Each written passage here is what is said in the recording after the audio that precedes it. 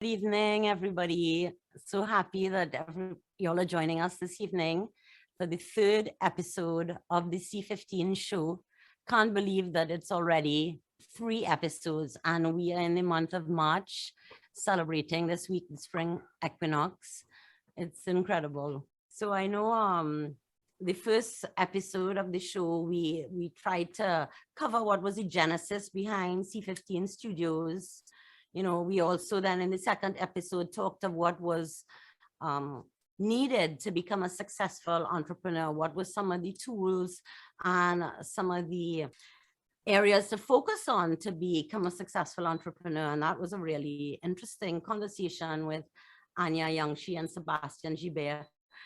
And I thought that the next step, well, the team, it's a team of us behind this, thought the next best topic was actually to talk about becoming investable and how, you know, what do financiers look for in your business, in your project to invest in it? Like, what are the elements?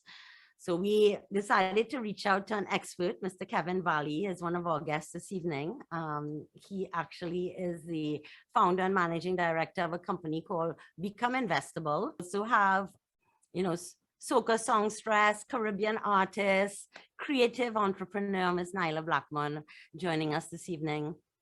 Looking forward to hearing from her also about her trip to South by Southwest last week. So let's get right into it. And, you know, last night I had an interesting conversation. I was actually invited to speak with the postgraduate students at UE who are studying creative management, enterprise, and entrepreneurship. And one of the students asked me a very interesting question. She wanted to know if 3 companies came forward, and she used a specific example, like if 3 companies making candles came forward with similar business models, you know, home business, similar turnovers, what would be the key? What would make me choose one out of the 3 over the others? And my gut instinct and what my intuition, I answered her and said, you know, it would be the passion of the person. It would be the commitment of the individual. That is what would differentiate for me. So I don't know if this is a criteria that Kevin uses when he analyzes and helps people building their business to become investable. But it stood out for me that, you know, if you don't have that passion and that commitment, you know, you can't carry your business the legs that it would need. So let's find out. Let's bring in Kevin Valley. So I want to just read a little bit about him before we bring him on. So Kevin Valley is a consultant who specializes in helping companies seeking to raise capital or exit, which means to sell their company, and to develop a defensible business valuation. He's been a qualified chartered accountant, business valuator, a qualified chartered business valuator, spent over 12 years evaluating companies for both debt and equity investment. And Kevin believes that unless the valuation can withstand intense scrutiny, it is just a number. I want to find out a little bit more about that. So he is the founder and managing director of Become Investible. He's a partner at Aspire Fund Management, and he also has his very own podcast, which is the Caribbean Power Lunch. So Kevin is especially passionate about business and the development of entrepreneurial ecosystems. So we can say Kevin is literally part of the family, and we are very happy to have him on. Kevin, please join us. Good evening, everybody. Hi, Lorraine. Thanks for having me on today. And yeah, man, passion is very, very important, but unfortunately, it's not the only key ingredient to actually winning that investment. Right, I knew that. But where would you say? So maybe take us through a little bit. What do you mean by this intense scrutiny? Like when you say, you know, evaluation has to stand that intense scrutiny. How do you help build that to withstand any scrutiny? Right. So when I say the intense scrutiny, it's really, again, so we talk about doing valuations for companies that are looking to sell their business or to go and raise capital to from investors, right? So it's really about what happens at a negotiation table, right? the valuation is really the starting point for all negotiations. And it's really to be able to, again, defend your valuation to the potential investor or acquirer. Well, so what would you recommend? So basically take us through the process. I have a business. I think it's a great business. I have a brand of essential oils and I come to you and say, Kevin, I want to find investors. What are the first things you're going to ask me or look at? Well, how long have you been in business? Do you have financial statements ready? So, assuming you have that, then, we'll get started. We'll look at the financial statements. Hopefully you have a business plan with financial forecasts in there as well, backed by some credible assumptions. And then also, look at we'll do a deep due diligence of your company. So where do you get your revenues from? So what's your customer base like? Are you relying on one or two customers for most of your revenues? Do you have an established competitive advantage? How are you positioned within your industry? Are you in an industry that is positioned for growth, or are you in an industry that's going to suffer because of something like the pandemic or what's going on with Ukraine and Russia or any other external factors that are beyond your control, right? So, and then of course you want to look at how are you managing your business internally. So do you keep accounting records on a regular basis? Are you documenting your meetings with the board and everything? Because again, people want to know if the company is being efficiently run. Because as an entrepreneur running your business, you're providing for yourself. You're providing for yourself, maybe, and for your family.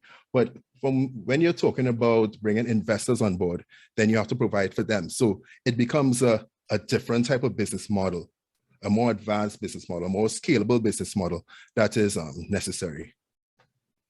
Right. So basically, as you would know, a lot of creatives may not have, first of all, have you ever helped a creative enterprise become investable? That's a very, very good question. So let's back up for a second. I would love to purport that every entrepreneur is a creative in of their own right. And the reason being because as entrepreneurs, we become entrepreneurs by saying, okay, this is a particular problem we want to solve, or this is a particular product of value that we think would serve a broad market.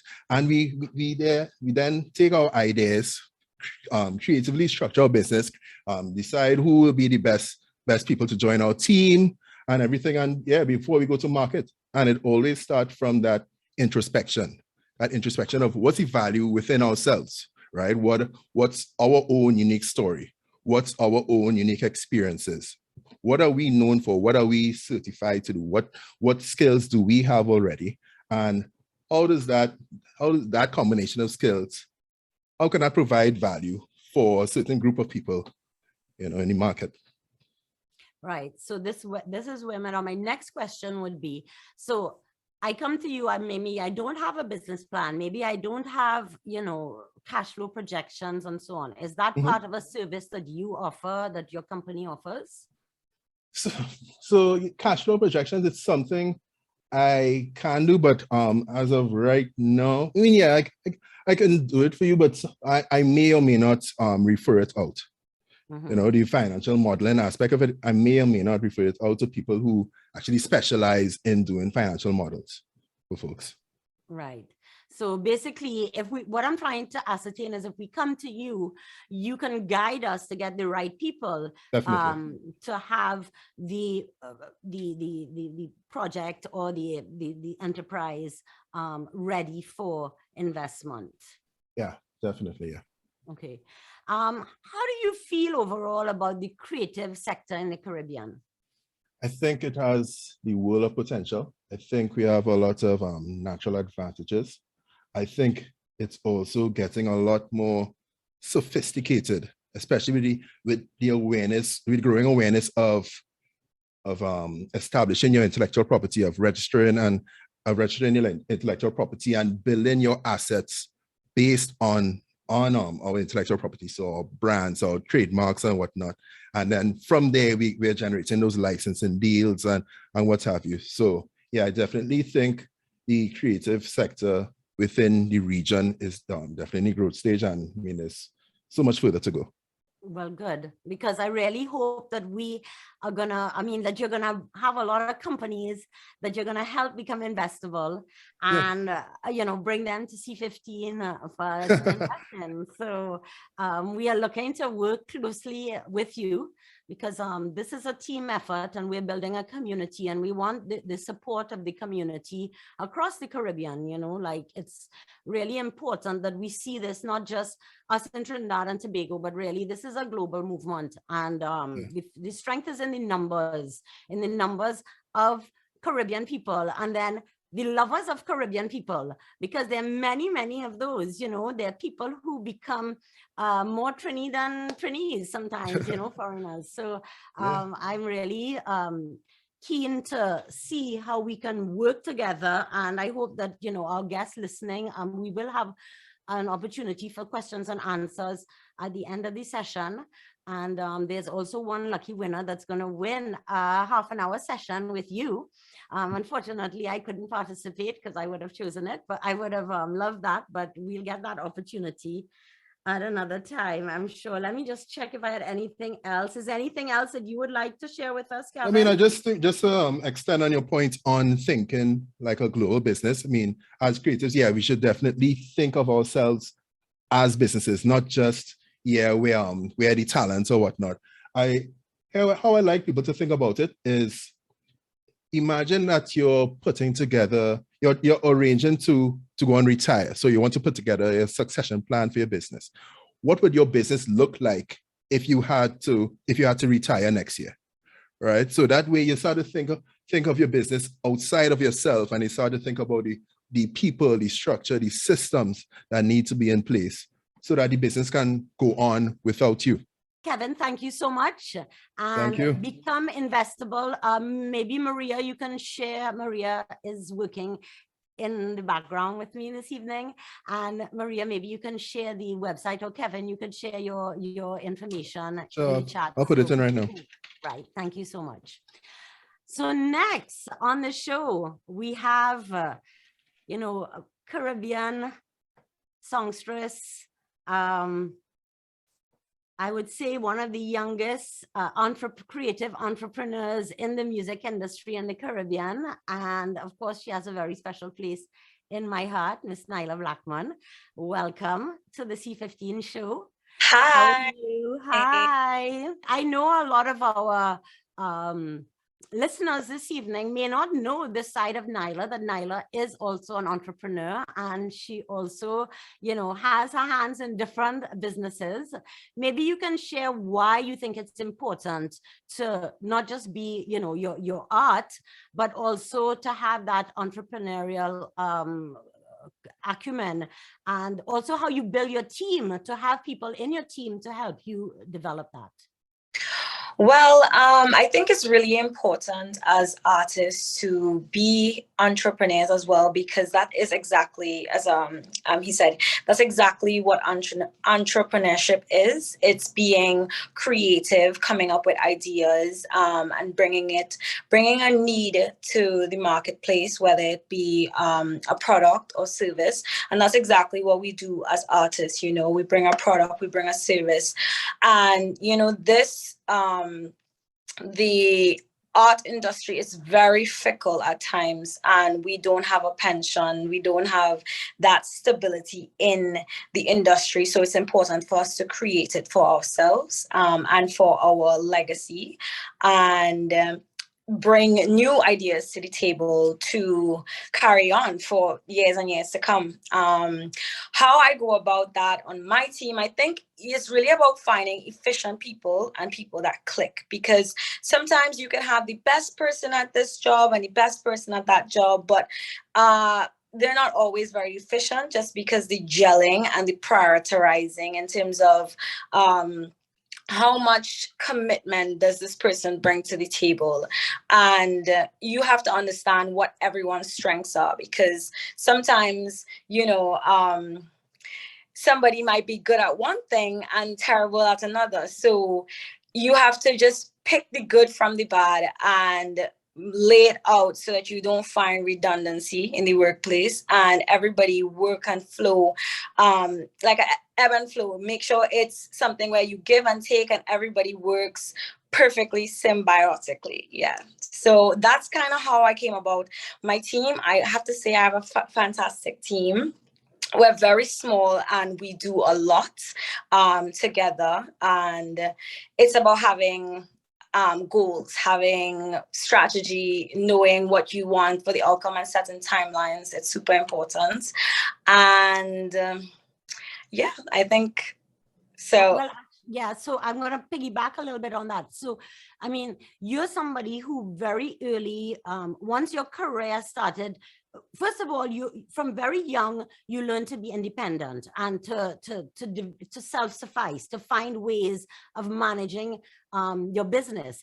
And from very early, when your career started taking off, you made sure you set up your company.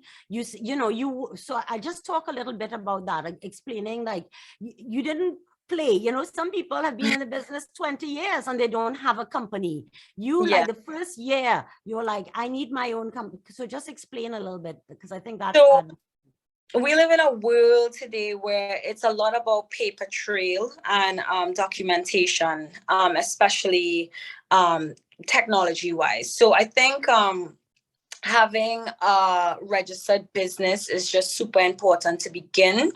Even if you don't have cash flow, if you are serious about something, you have the intention for money making, you set up your paperwork for what you intend it to be. So that way your intention will come to life, and you set it up in a way where there's security on your end, and everybody that you plan to bring in security on their end as well. Because anybody working on a business or an idea, they want to feel that sense of I'm investing time and energy. I have something in the pot, you know what I'm saying?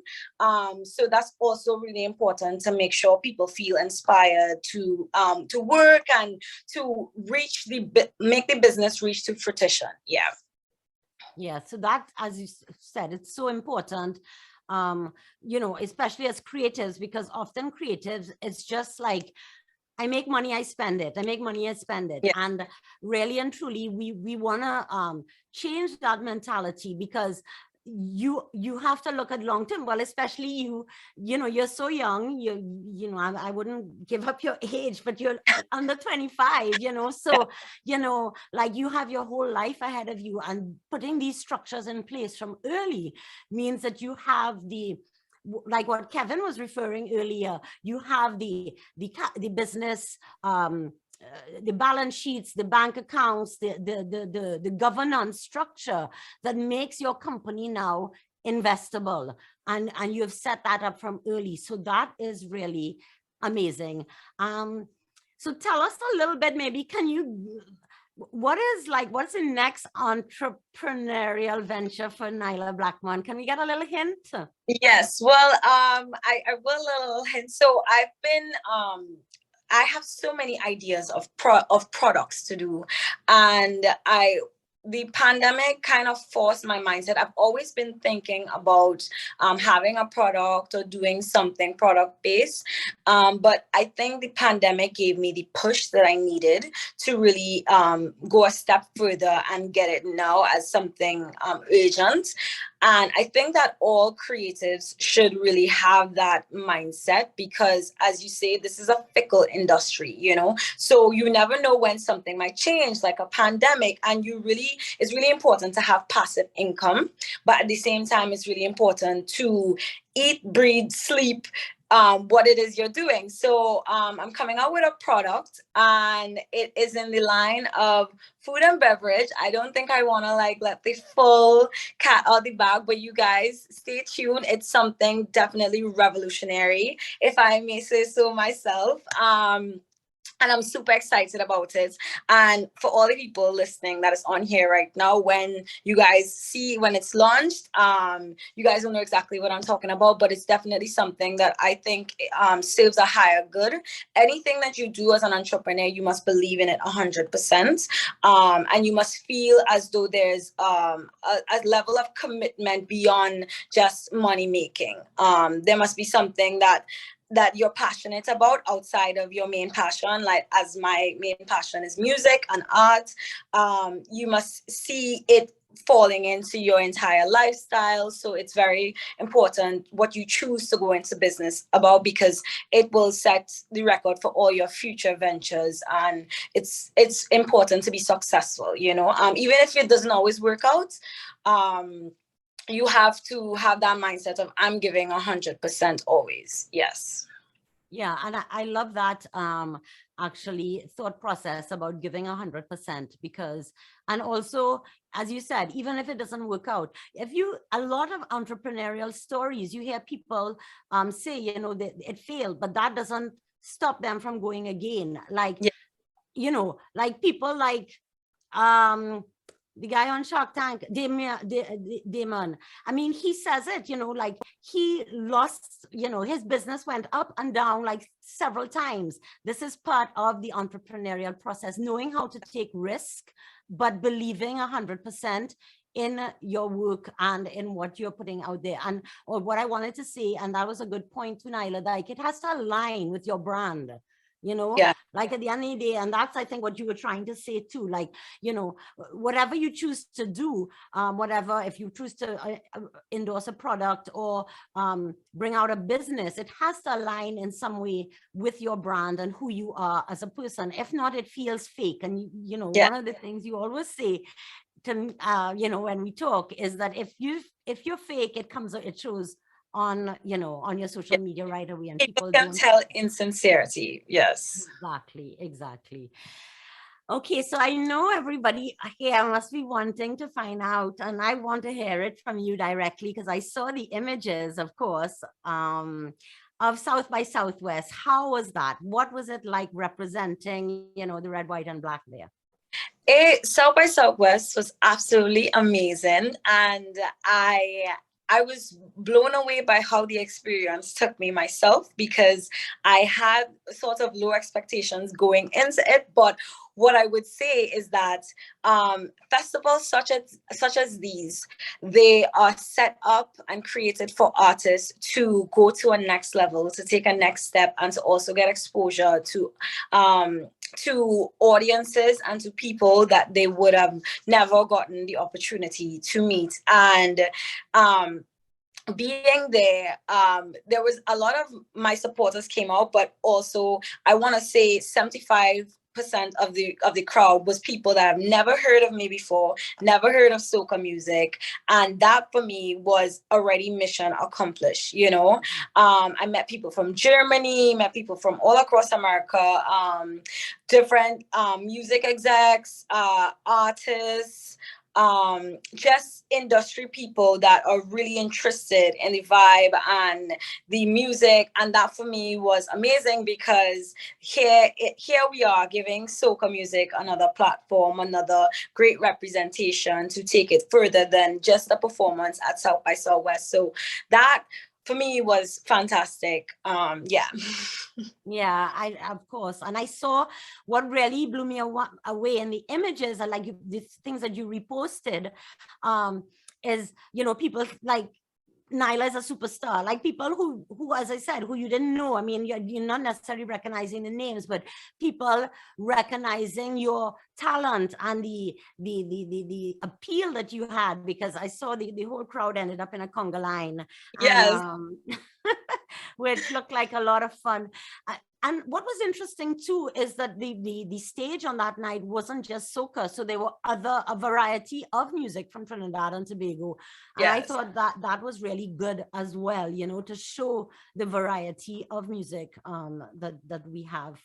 Yeah. So, there was Freetown Collective, which, you know, they have the soulful folk vibe, Christian Calby, Jimmy October, all these different energies. Even Jamaican artists were there. So it really was like a melting pot of Caribbean vibe, like different, and the crowd was just so receptive. The energy in there was buzzing, and people were blown away. If you walk down the street from that show, in every nook and cranny there was something happening, and that place was packed to the brim. And everywhere you went was somebody performing, somebody doing something, jazz, sax. It was absolutely amazing. Yeah.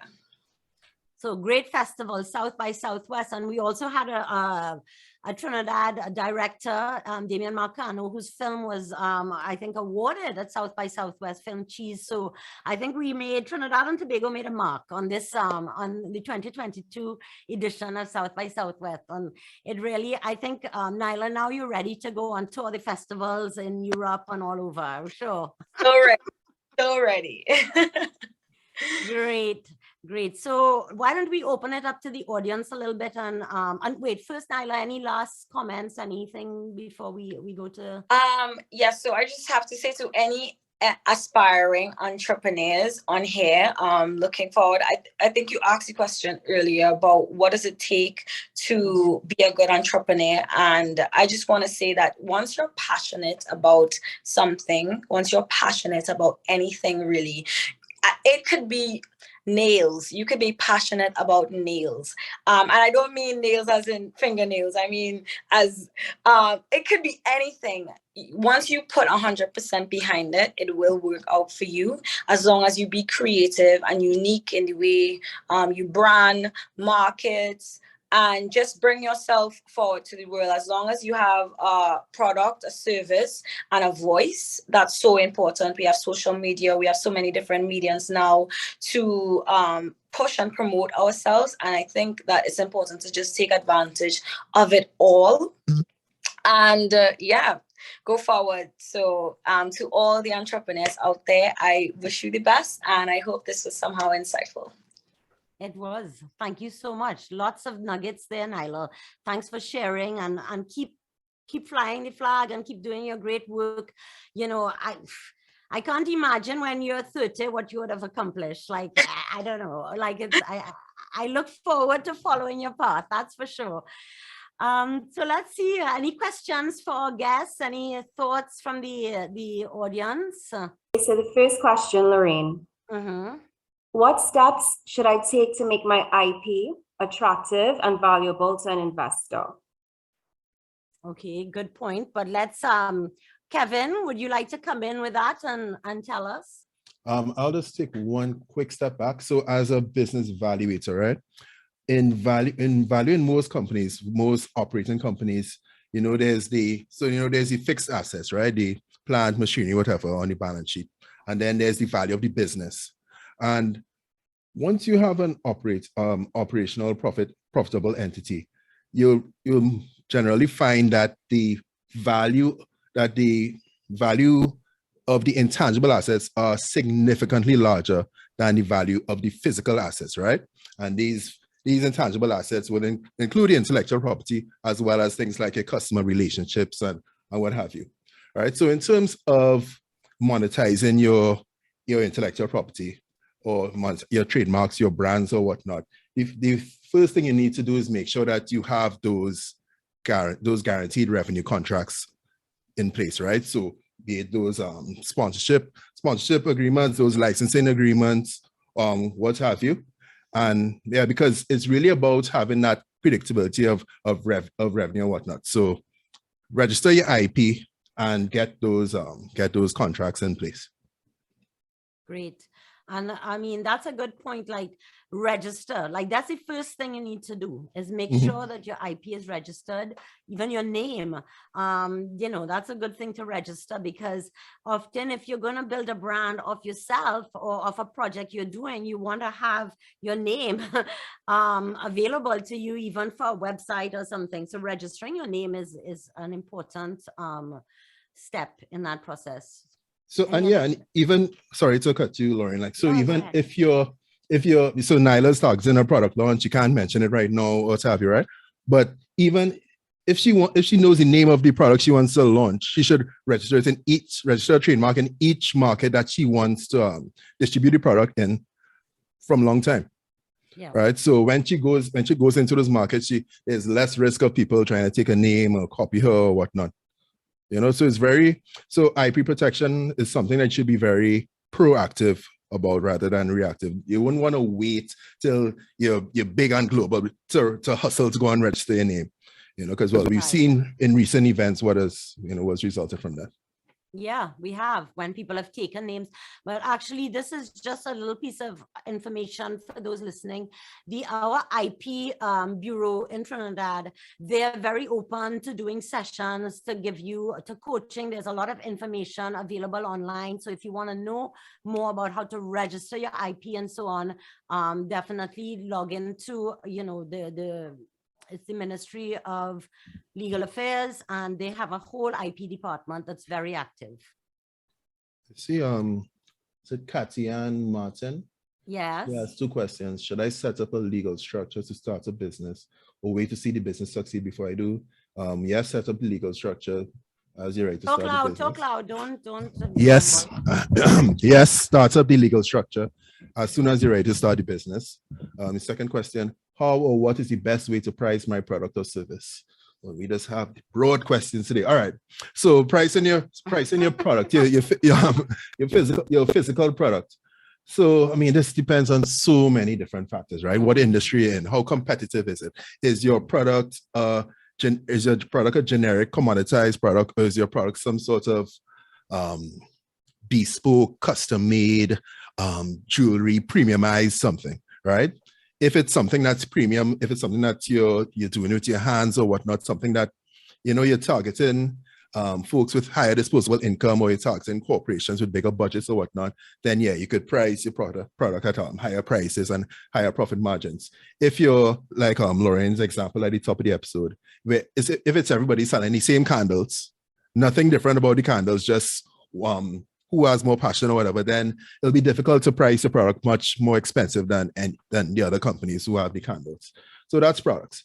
Service-wise, so this is why it's really important to identify the problems that you're solving, right? So the value you can bring and the problems you can solve, right?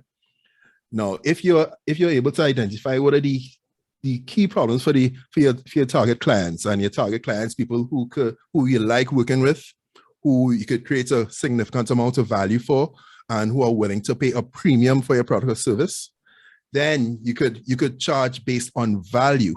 Because what happens a lot in the service industry is that we get trapped in that hourly billing trap, right? We say, okay, this is our price per hour, and that's it. And that's not very scalable. Right? But if we could price based on value, we know that we could create $100,000 worth of value for this client in a month. Then we have no reason to not be able to charge that client $10,000 a month, right? Just as a raw example. So again, pricing services, I would say based on value, pricing products based on niche, based on competitive advantage and the niche of your products and whatnot. Right. We have a couple other questions. Maria, you want to read them? Sure. Okay. As Caribbean artists, there are many variables that may not allow all creatives to become entrepreneurs. Some people want to focus on themselves and hone their craft. Some just do not possess the business acumen. What advice can you offer so that they too can become investable? Starting a company isn't easy. Our industry isn't considered decent work for investors. Your belief in your craft goes a long way, because you have to create opportunities for cash flow, for money making, right? And if you don't see the demand there, you can also create the demand. This is where you have to be a real creative.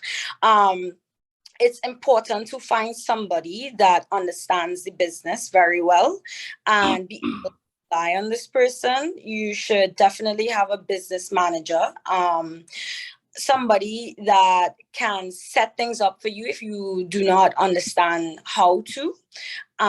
Somebody that can do your book, somebody that can lay things out in a format that is very palatable to what you can understand. And at that point in time, we are in the age of social media. We are in the age where everything is on the tip of our fingers, and we can create a demand without even being a real creative. So this is where you have to be a real creative and create your demand for whatever it is you want to do. Believe in that thing and take it all the way, because you have everything at your fingertips, because we have that connection with the world so seamlessly now that there's nothing stopping us but us at this point in time. You know, there's willpower and finding the right people. So how do you find that right person? It does take trial and error, but as I say, where there's a will, there's a way. You get in the right circles, you network, and you ask the right questions. If you don't know the right questions to ask, Google them. You know what I'm saying? And you really have to get a feel for the marketplace that you're in and understand what it takes based on research, and find somebody that really knows what they're doing. And that might take some time, because finding somebody like that is not always an easy thing, especially somebody that you can rely on and trust. So research is key, and you are your MVP. Yeah. Great. What three key value Indicators, yeah. might you be looking for when assessing the viability of a creative project for investment? So, all right, here's on a high level, value is comprised of two main components. You have growth. So growth in your revenues, your cash flows, your income or whatnot. Then you have risk. Risk is your potential volatility in your revenues or your cash flows, right? And just a third factor that's kind of bedrock in both of those things is predictability. Now, predictability might sound boring, but when it comes to approaching investors, predictability is your friend. So that's why I keep talking about having those locked-in contracts, those multi-year revenue contracts from corporates or whomever, because that shows investor. I mean, and Lorraine will tell you, as C15 finances companies, cash flows or whatnot, you come to investors with cash flows already in hand, sign on the dotted line. It makes you a lot more attractive as an investment. So again, that's growth, risk management, and predictability of cash flows. How much money should IP generate before an investor takes it seriously? I mean, it could depend, you know, Kevin. I mean, I don't want to just call a number for you. It could depend, and it also depends on the potential of your IP and your company, right? So I mean, I think it's a very case by case discussion. So it's a more specific discussion. So if you win that one-on-one, maybe we could chat about it. Yeah, and Janine, yes, I think because Janine Charles Ferre had asked, what three key value indicators might you be looking for when assessing the viability of a creative project for investment? And you kind of just said them there. I like what you said. Can you repeat them again? Oh, sure. I said it was growth potential of your cash flows, of your revenue sources or whatnot, predictability of those revenue sources and cash flows, as well as risk management. So, risk management goes without saying, yeah. Yeah, so those are three key factors. So I was able to open the chat and I can read it. So Maria, I will read the next question. Should a creative zero in on their demographic and produce only for those within that demographic? Do I examine if that demographic is financially rewarding before reproducing?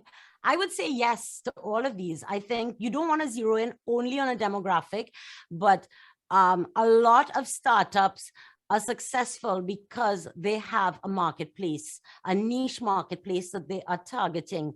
And I've read a lot of stories about like people making a tattoo bomb in their kitchen and it becoming $1 million enterprise because they focused on, you know, people who have tattoos and etc., a certain demographic. So I think, I mean, of course, I want to hear Kevin's take on this, but I do think, yes, it is good to know who your demographic is. Yeah. The only thing, what I'll add on to that is just, I mean, yeah, you know your demographic, but try not to be restricted by location, right? So, because you're one scale. The Caribbean region is a small place. So you don't want to say, okay, well, I'm only doing it for these specific type of people within the Caribbean. And then, because you really want to, if you want to become $1 billion company, then you're gonna need the numbers, right? But if you're just talking about a certain type of trait or a certain type of interest, and that could happen, that's global, then that's fine. Make it possible to Nyla. Yeah, as Lauren said, knowing your niche is super important. But if you, as he said, want to have a successful business, you definitely have to push boundaries. Sometimes you can bring something to somebody that they didn't even know they wanted, you know. So even when you found your niche, it's important to solidify them, to make sure you have that that demographic, lock them in, as we would say, lock them in, and then see how you can expand, you know. And the expanding, you can't just do a big dive. It's definitely something that must be gradual.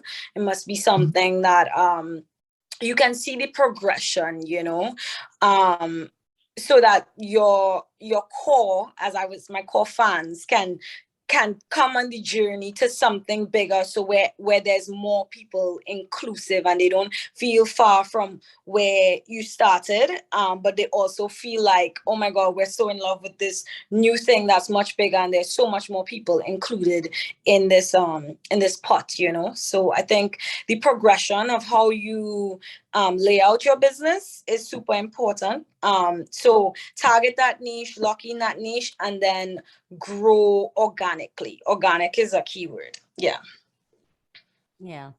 And I think we have time for one last question. We've actually gone a little over our time, although we set the time, so Yeah. we can talk. Sorry, this is a good one here to probably wrap.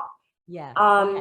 When developing a new IP, there isn't a lot of grant capital available in the region, so the ROI has to be measurable.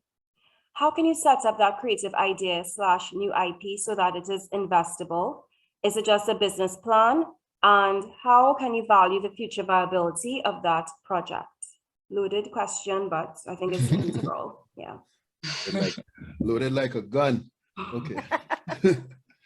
All right. How can you set up that creative new IP to be investable? Is it just a business plan? Okay. So is it that your business is the IP?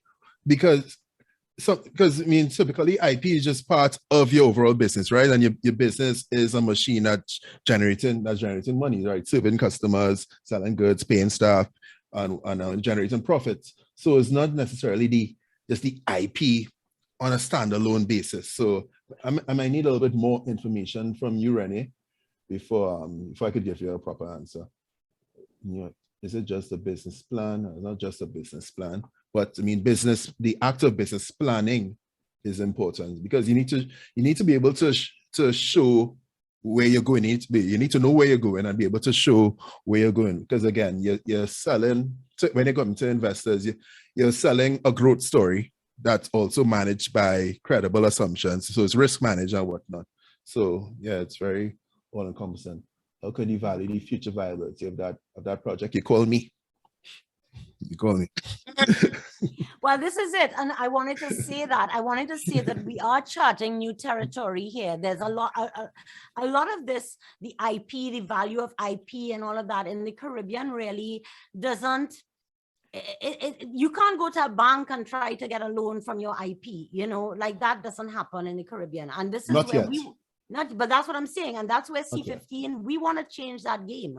We want to change that. And, you know, we are working hard on setting new models and building a community of Caribbean creatives that are going to be involved in these new models that are going to be part of this new template. It's vanguard, it's new, and you know, we want to do it with you all. So that is why actually we do these C15 shows, because we want to reach directly out to the creatives and, you know, empower you all to take those steps and to be bold enough to go to Kevin Valley because you feel that your company is investable, or bold enough to come to C15 because, you know, you have set up this extraordinary company and it's doing so well, but you need just this extra cash flow solution to help you accelerate it. So this is, you know, what we're trying to do, and we really want to do it all together,